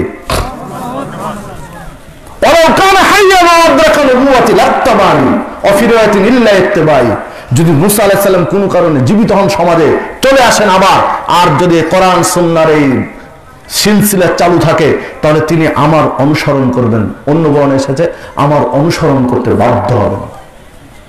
মুসা আলাইহিস সালামও যদি কোনো কারণে পৃথিবীতে আসেন, কার অনুসরণ করতে বাধ্য হবেন? মুসা, আল্লাহ রাসূল সাল্লাল্লাহু আলাইহি ওয়াসাল্লামকে বাদ দিয়ে যদি মুসা আলাইহিস সালামের তাওরাত কেউ অনুসরণ করে তো কোথায় যাবে? জাহান্নামে। আপনি হিসাব করেছেন মুসা আলাইহিস সালাম আসলেও সুযোগ নেই, আর এখন মানুষ বাংলাদেশের মুসলিম ল্যাংটা পীরের অনুসরণ করে। বাংলাদেশে 3টা ল্যাংটা পীরের মাজার আমি নিজে দেখেছি, 3টা ল্যাংটা পীরের মাজার। একটা আছে আপনার এই যে এইদিকে কি লালমনিরহাট কি আছে এদিকে, একটা আছে ফরিদপুরে, আর একটা আছে ঢাকার দিকে। 3টা ল্যাংটা পীরের মাজার আমি দেখছি, আমি নিজে দেখেছি। বাংলাদেশে ল্যাংটা পীরেরও হাজার হাজার অনুসারী আছে। সতর ঢাকা ফরজ সুন্নাত না নফল? যেই মানুষটা সতর ঢাকা ফরজ ওটাই জানে না, ওই ল্যাংটা আবার মুসলমানদের পীর হয় কি করে বলে দেখি? সতর ঢাকা ফরজ এই জ্ঞান যার নেই, সে আবার পীর মুসলিমদের। আপনি হিসাব করেছেন পাগল কি গাছে ধরে? তার ওটা একটা কোয়ালিটি থাকে। আর এখন আছে না ওয়াজ মাহফিলে, মানে যে ড্যান্স শুরু হয়েছে, ওয়াজ মাহফিলে যে ড্যান্স শুরু হয়েছে, তাতে যাত্রা পালা গানের নর্তকীরা লজ্জা পায় হুজুরদের ড্যান্স দেখে। যে শুরু হয়েছে এখন ওয়াজ মাহফিলে, মুখে বড় বড় দাড়ি রেখে আর বিশাল পাগড়ি পরে আর জুব্বা পরে যে ড্যান্স দেওয়া শুরু করেছে, তাতে শয়তানও লজ্জা পায় যে কি কোন জগতে আসলাম। সম্মানিত উপস্থিতি, আর যেমন হুজুর তেমন হচ্ছে শ্রোতা। বান্দরের মতো গাছের ডাল ধরে ঝুলে কারা? মানুষ ঝুলে না, বান্দর ঝুলে। শ্রোতা এমন ওই বাঁশের পাট ধরে ঝুলছে, নাই? এই দেখলে দেখা যায় এগুলো। কষ্টে কথাগুলো বলছি যে আপনাকে আমাকে ফিরে আসতে হবে। আপনি পীর কোন পীরকে মানেন? মুসা আলাইহিস সালাম নবী হয়ে যদি পৃথিবীতে আবার আসেন মুহাম্মদ সাল্লাল্লাহু আলাইহি ওয়াসাল্লামের আদর্শ মানতে বাধ্য হবে। আর আপনি পীরের অনুসরণ করেন, কোন পীর আপনাকে জান্নাতে নিয়ে যাবে? আপনার পীরও মুহাম্মদ সাল্লাল্লাহু আলাইহি ওয়াসাল্লামের অনুসরণ করতে বাধ্য। যেখানে নবীর টাইম নেই নিজের তাওরাত অনুসরণ করার, এই যুগে এসে সেখানে আপনার পীরের কোন সুযোগ আছে? কি জাহাজ ভর্তি করে নিয়ে যাবে বিচারের মাঠে? জাহাজ নিজের কি হয় তার হিসাব নেই। আল্লাহ রাসূল সাল্লাল্লাহু আলাইহি ওয়াসাল্লাম এক হাদিসের মধ্যে বলছেন, সহিহ বুখারীর 5072 নম্বর হাদিস, ইব্রাহিম আলাইহিস সালাম বিচারের মাঠে ঘুরতে ঘুরতে হঠাৎ করে দেখবেন পিতা, তখন বলবে আব্বা তোমাকে না বলেছিলাম বিচারের মাঠে এরকম, বলবে বাবা এখন তুমি যা বলবে তাই শুনে দেবো। মানে বিপদ ঠেলার নাম বাবাজি, কিছু করার নাই। সারা জীবন বিরোধিতা করে ইব্রাহিম আলাইহিস সালামের সারা জীবন বিরোধিতা করেছেন পিতা, এখন বলছে বাবা তুমি যা বলবে তাই। তাও শেষ চেষ্টা করবেন ইব্রাহিম আলাইহিস সালাম, আল্লাহকে বলবেন আল্লাহ তুমি আমার সাথে ওয়াদা করেছো বিচারের মাঠে ইব্রাহিম তোমাকে আমি লাঞ্ছিত করব না, অপমানিত করব না। আজকে কোটি কোটি মানুষের সামনে ইব্রাহিমের পিতা জাহান্নামের আগুনে পুড়বে, এর চেয়ে বড় অপমান আর কি হবে? তুমি বলো আল্লাহ, মানে আমার পিতাকে বাঁচাও। তখন আল্লাহ বলবেন বান্দা ইব্রাহিম আমি তোমাকে যেমন ওয়াদা দিয়েছি বিচারের মাঠে তোমাকে অপমানিত করব না, তেমন আমিও এটা ওয়াদা করেছি কোন মুশরিককে জান্নাতে দিব না, জাহান্নামের খড়ি বানাবো মুশরিকদেরকে। ইন্নাহু মান ইউশরিক বিল্লাহ ফাকাদ হারামাল্লাহু আলাইহিল জান্নাহ, যে ব্যক্তি আল্লাহর শরীক করবে, আল্লাহর অংশীদার স্থাপন করবে, তার জন্য আমি জান্নাতকে হারাম করেছি, জাহান্নামকে আবশ্যক করেছি। ওমালিদ যালিমিন মিন আনসার, এই জালেমের কোনো সাহায্যকারী থাকবে না বিচারের মাঠে। মায়েদার 72 নম্বর আয়াতটা। সম্মানিত উপস্থিতি, আপনি পীর সাহেবকে মেনে পীর সাহেবকে আল্লাহর আসনে বসে রেখেছেন। একজন পীর মাজারের খাদেম ছিলেন, মানে অর্থনৈতিক সেক্টরের, পরে আলহামদুলিল্লাহ সহিহ আকীদা গ্রহণ করেছেন।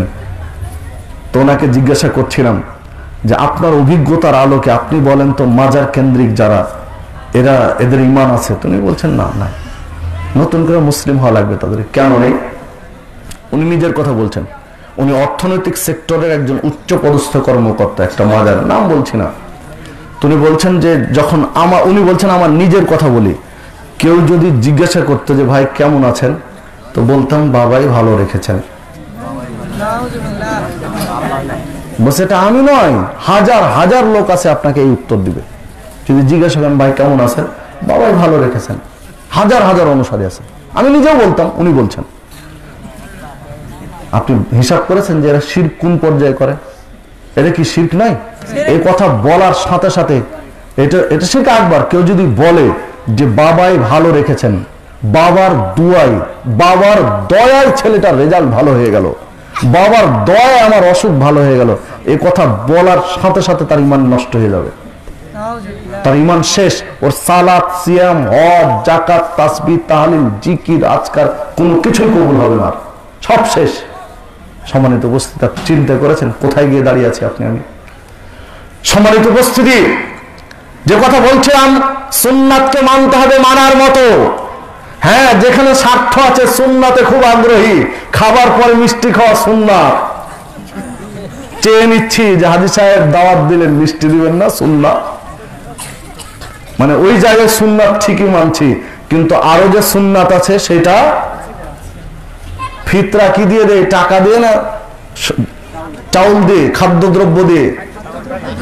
ওই সুন্নাতের আর খবর নেই।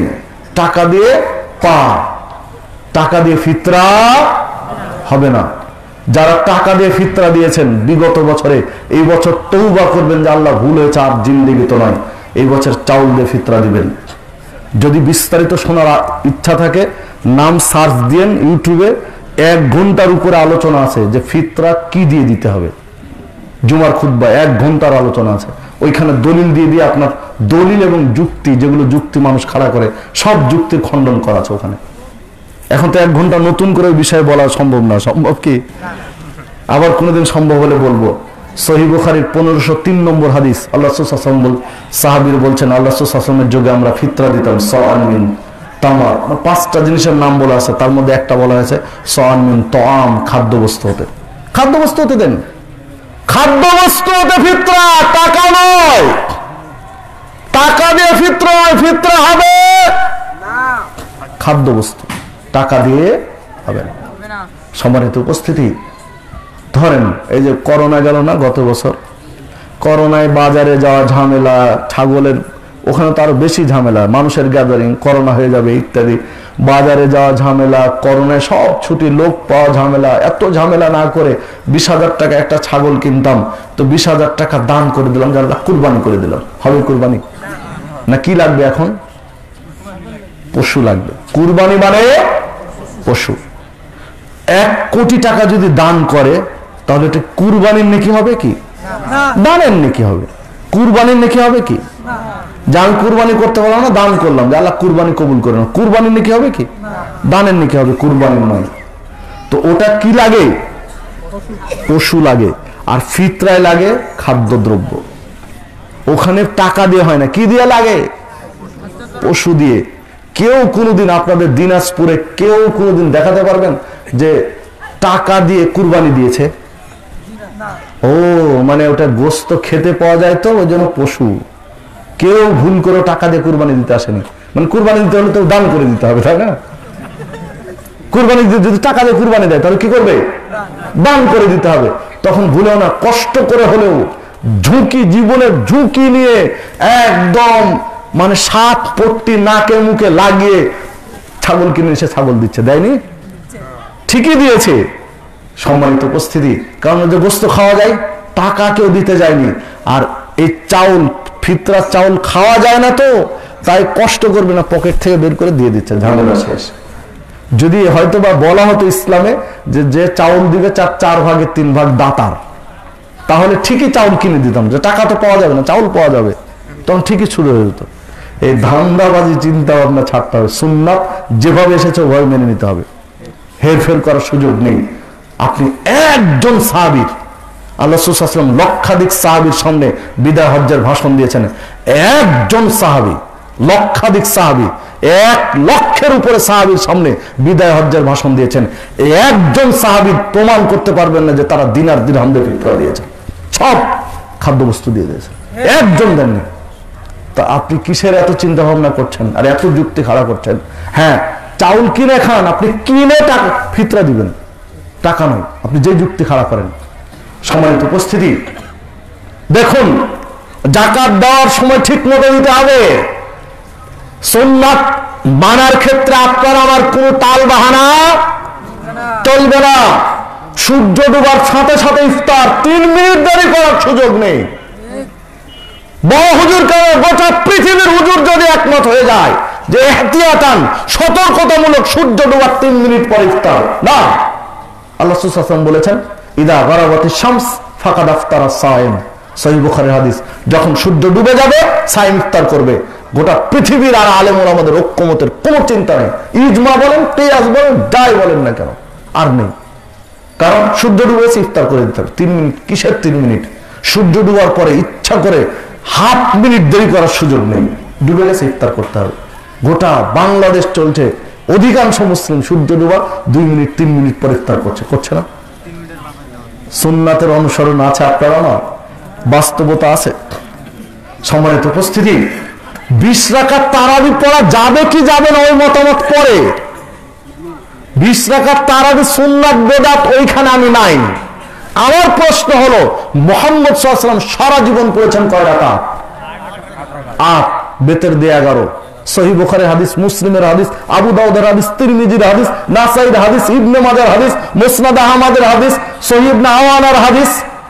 এতগুলো হাদিস থাকার পরে আপনি কোথাও একটা কি পেয়েছেন, কওল শুরু করে দিলেন।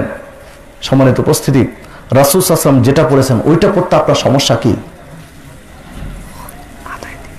সুন্নাতটা মেনে নিতে আপনার সমস্যা কোথায়? আপনি যে গত কয়েকদিন আগে এক জায়গায় গেলাম, ও বলছেন যে আমাদের মসজিদে 18 থেকে 20 মিনিটের তারাবি হয়ে যায় 20 রাকাত, আর 20 মিনিট ধরে মোনাজাত চলে। আপনি চিন্তা করেছেন যে 20 মিনিট ধরে মোনাজাত চলে, আখেরি মোনাজাত তারাবির, আর 20 মিনিটে 20 রাকাত চলে। মানে ওই তারাবির চেয়ে মোনাজাতের গুরুত্ব বেশি। সম্মানিত উপস্থিতি, আপনাকে আমাকে একটু খেয়াল করতে হবে। দেখুন, এই সুন্নাতগুলো মানার মতো মানতে হবে আপনাকে আমাকে। সুন্নাতের ক্ষেত্রে গড়িমসি করা যাবে না। এই পর্যায়ে উদাত্ত আহ্বান জানাই যে যেহেতু আজকে মাদ্রাসার উদ্যোগে মাহফিল, এই মাদ্রাসা টিকিয়ে রাখার দায়িত্ব আমাদের। আল্লাহ রাসূল বলছেন, ইত্তাকুন্না ওয়ালাউ বিশিক্কি তামার, তোমরা জাহান্নামের আগুন থেকে বাঁচো খেজুরের একটা অংশ দিয়ে হলেও। মাদ্রাসার ছেলেরা আপনাদের কাছে যাবে, রুমাল নিয়ে। কই কে যাবে? ছাত্র ভাইদের বলছে দ্রুত ঢুকো, মাত্র কয়েক মিনিট, 2-3 মিনিটের মধ্যেই আপনাদের কাছে রুমাল নিয়ে যাবে। আল্লাহর হস্তে পরকালে নাজাতের জন্য, জান্নাতের জন্য একটু সাদাকা করবেন। কারণ আপনার এই টাকাটা ব্যয় হবে এমন একটা কাজে যে ছেলেগুলো সারাদিন কোরআন তেলাওয়াত করে। আর কিছু আছে, কোনো বই আছে এদের? সারাদিন কোরআন মাজিদ তেলাওয়াত করে, সারাদিন, সকালে, সাঁঝে, দিনে, রাত্রে, দুপুরে, যখনই দেখবেন ওরা কোরআন তেলাওয়াত করছে। তো আপনার এই কাজে টাকা ব্যয় হচ্ছে, এর চেয়ে ভালো ক্ষেত্র আর কোথায় আছে? আল্লাহ রাসূল সাল্লাল্লাহু আলাইহি ওয়াসাল্লাম বলছেন, কেউ যদি সাদাকা করে, সাদাকা করলে পাপগুলো ওইভাবে আল্লাহ মুছে দেন, জ্বলন্ত আগুনে পানি ঢাললে যেমন নিভে যায়। জ্বলন্ত আগুনে পানি ঢাললে আগুন যেমন নিভে যায়, কেউ দান সাদাকা করলে তার পাপগুলো ওইভাবে মুছে যায়। রাসূলুল্লাহ সাল্লাল্লাহু আলাইহি ওয়াসাল্লাম বলছেন জাহান্নামের আগুন থেকে বাঁচার জন্য দান সাদাকা করতে। মহিলাদেরকে বলেছেন যে তাসাদ্দাকনা, তোমরা জাহান্নামে পুরুষের চেয়ে বেশি তোমরা সাদাকা করো, জাহান্নামের আগুন থেকে বাঁচতে পারবে। মানে মহিলাদেরকে বেশি বেশি সাদাকা করতে বললেন। তো রাত ভারী হয়েছে, আলোচনার গুটাই নেব আর কয়েকটা মিনিটের মধ্যে। তো আমাদের ছাত্র ভাইরা গেছে, আপনি একটু সাবধান অংশগ্রহণ করবেন, হোক সেটা 5 টাকা। আর কেউ যদি দান বেশি করতে চান, স্টেজে পাঠাতে চান, পাঠাতে পারেন। আলহামদুলিল্লাহ, একজন ভাই 100 টাকা দিয়েছেন। আল্লাহুম্মা আগফির মা ওয়া বারাকাল্লাহু আলাইকুম। কেউ আজীবন সদস্য হতে চাইলে সেটা দিবেন, আজীবন সদস্য হতে চাইলে হবেন, বা বাৎসরিক বা মাসিক কেউ কিছু দিতে চাইলে সাড়া দিবেন।